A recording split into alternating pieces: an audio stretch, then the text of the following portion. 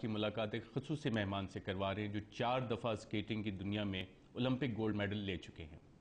Time magazine इन्हें दुनिया के जो 100 फ्यूचर के लीडर्स हैं उसमें लिस्ट करता है। वर्ल्ड इकोनॉमिक फोरम इन्हें दुनिया के 1000 लीडर्स में लिस्ट करता है। इसके साथ साथ राइट टू प्ले के प्रेसिडेंट और चीफ एग्जीक्यूटिव हैं Johann Koss. Welcome to Dawn news. Thank you very much. So, Yohan Kos, how long you have been in Pakistan and what your organization is doing in Pakistan? Well, personally, I just my first visit actually for the last 3 days.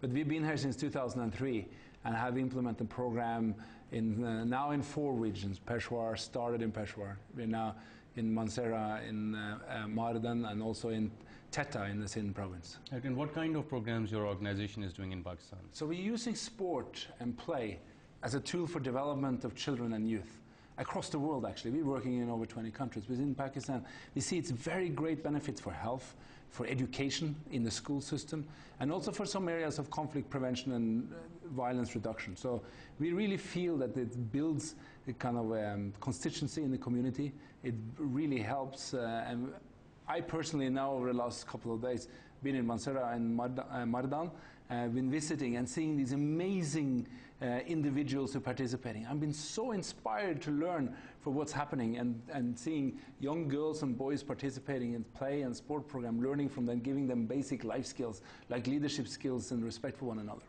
So, Yohan Kos, your organization is working in at least 20 countries of the world, and you said you are working in Pakistan in at least 4 cities since 2003. This organization is working here. What difference do you find while working here in Pakistan and rest of the 20 countries where your organization is based? I will say I came with a perception, possibly, that we will have very difficulties in working here. And there's been no difficulties. I actually see that the results we have here is beyond my expectations and better than many other countries.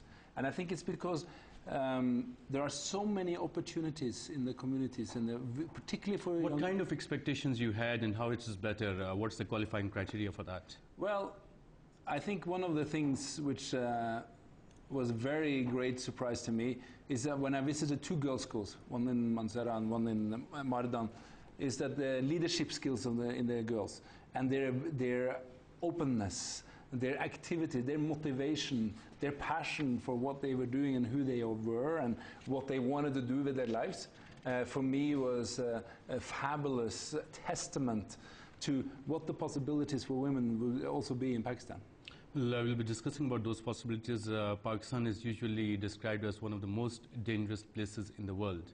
What's your experience and the experience of your organization? Have you found it to be one of the most dangerous places in the world? No. I will say absolutely not. And I will encourage people from all around the world, particularly sports people, to come back and do activities here, to take time and compete against Pakistani. Let's have open dialogue again. Let's make sure that we can communicate with the positive aspects of the Pakistani communities. And how that positive aspect will be portrayed, because in the international media and international press, mostly Pakistan is given a very negative perception, and of course we Pakistanis are also to be blamed for that because of some of the things happening here. But once you talk about the positive image going out, how that is possible? Well, I think it's been a negative spiral. Of course, when incidents is happening in Pakistan, and there's been very, very serious incidents, they are of course transmitted all around the world, and people are watching that, and that becomes the only view of the country. It is a wrong view. And the people understand that in some ways, but we need to kind of promote with cooperation and partnerships across different borders. So opening ways of communicating and having interaction in a different ways than what's only been through what we see in military action, which is not acceptable. We need to go beyond that and create institutional partnerships, and sport can play a very critical role here, because if sport opens the opportunity to play and participate with the Pakistanis in Pakistan, I think it will give opportunities for Pakistani children to believe that they can participate against international stars and other things. So we need, back to cricket, basketball, football, everything to be able to come back and compete. But that needs right kind of opportunities to be created. You said that it's in a wrong way that Pakistan is projected internationally. Is the international media to be blamed for that? I don't think they don't find any good stories in Pakistan. I mean, in any matters of media, they will always report on the worst, because that's the news story.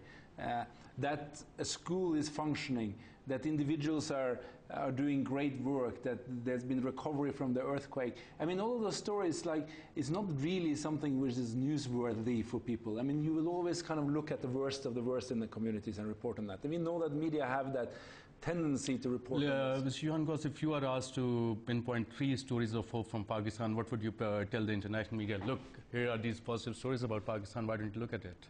Well, I will say, for instance, in Mansehra, we should see that the recovery from the earthquake, which is incredible, known that it's been done by the Pakistani community.